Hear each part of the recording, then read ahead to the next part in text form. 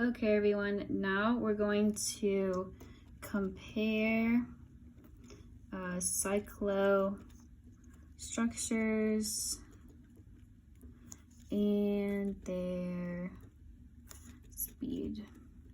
So, while this question is very specific to my particular organic chemistry class, I think that this kind of problem would be incredibly helpful for anybody looking at organic chemistry because it combines a whole bunch of topics into one.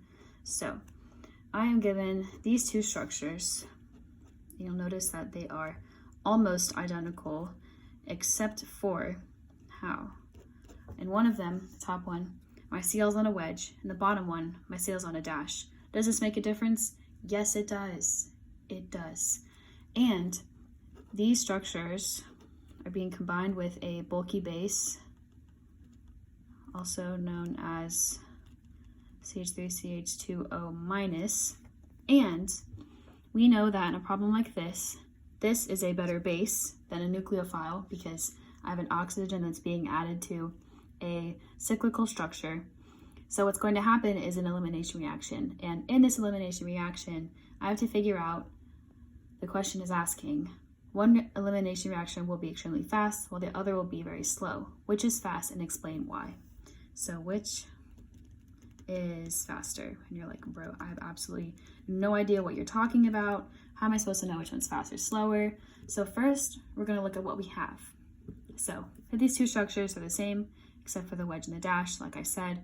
But wait, what is this? Looks kind of like a peace sign. What does that have to do with anything? Well, normally, this is definitely a content question that if you know, you get it, and if you don't, you don't. So structures like this, cyclohexanes, they look like this. They're called chair structures.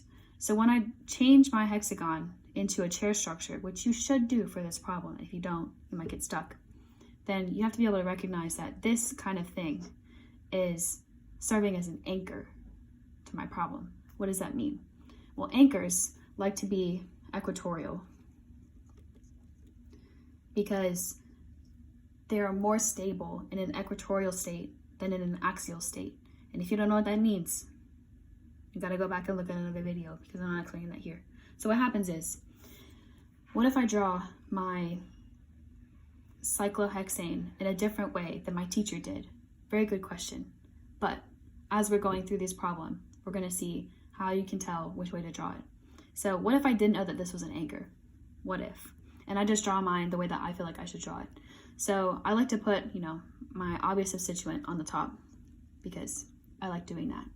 And then I'm gonna put instead of counting clockwise, I'm gonna go counterclockwise. So this is gonna be 1, 2, 3, 4, 5, 6. But now instead I'm gonna do 1, 2, 3, 4, 5, 6. Just because, why not? So I'm gonna put my weird peace sign down here. And since this is a dash, it's going to be down. And this should be ringing some bells. Even if you didn't know that it was equatorial, if you did, this should ring bells. If it doesn't, just wait, we'll learn. And then on my 5, I'm gonna have this little methyl group and it's going to be pointing up because this wedge says it's going to be pointing up. So at this point, I'm like, okay, I still don't know what's going on. I'm gonna draw this one. And I'm gonna put my CL in the same place, except now it's going to be down because it's on a dash.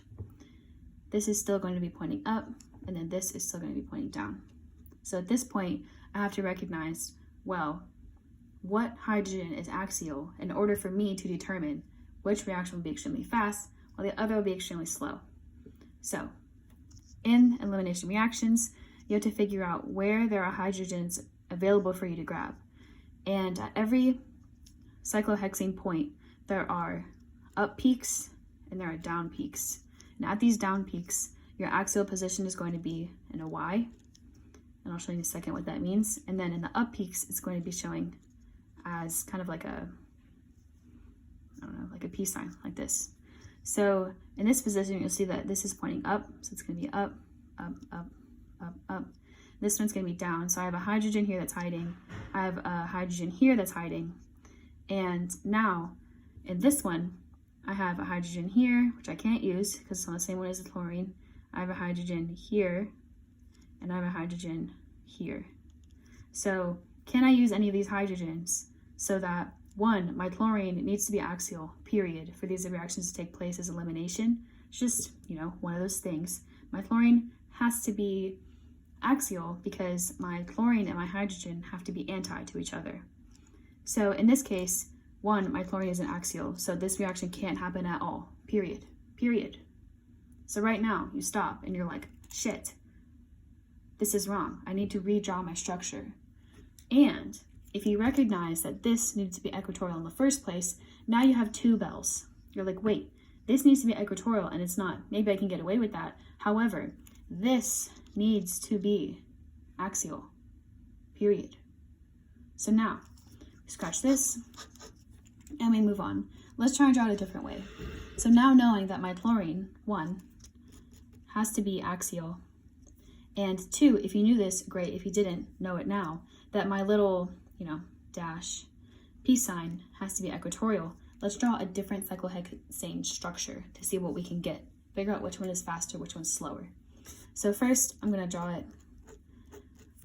Love my little chair thing.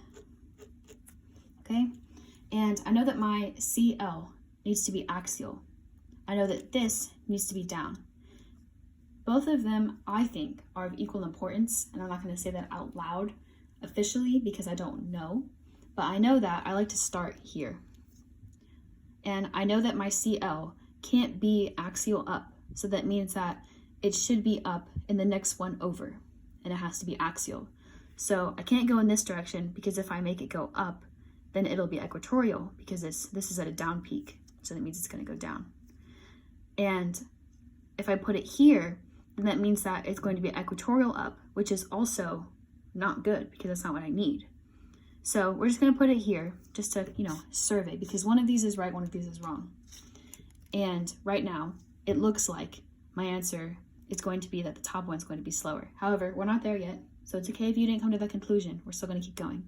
So if my Cl is right here, that means that my little peace sign thing has to be right here. Since it's down, it's going to be down, or dash, it's going to be down. And since it's a dash and down, in this position, that must mean that it's equatorial. Ding, ding, ding. You love that. Perfect. So now, we don't really care about our extra methyl group. It doesn't really matter right here. So now we're going to try to go on to this next one. My Cl needs to be down in this one, because as we saw over here, kind of put my paper, as we saw, this Cl is a dash, so it needs to be down, just like on our last example. So when I put my equatorial thing in the same place, love that, now my Cl is going to be down, so it's going to be down in this position, because these have to be reflections of each other, as in they have to be comparable enough in order to figure out which one's better, which one's worse. And in this one, my Cl is equatorial up, and this one, my Cl is axial down. So this one is the better answer, because one, my concepts are correct. My Cl is axial, love her, and my anchor is equatorial, love that too.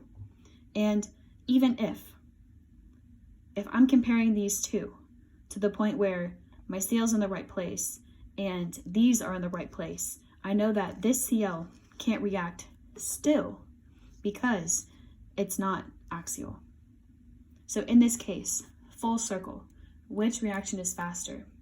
In order to determine which reaction is faster, we went through all these steps because it let us know, well, if I am talking to, if I'm at a party and I'm talking to two people because I think they're cute and I'm trying to, get their number, right? So I'm talking and I'm being cute and I'm flirting to these two pretty girls and I'm trying to figure out what I'm supposed to do, right?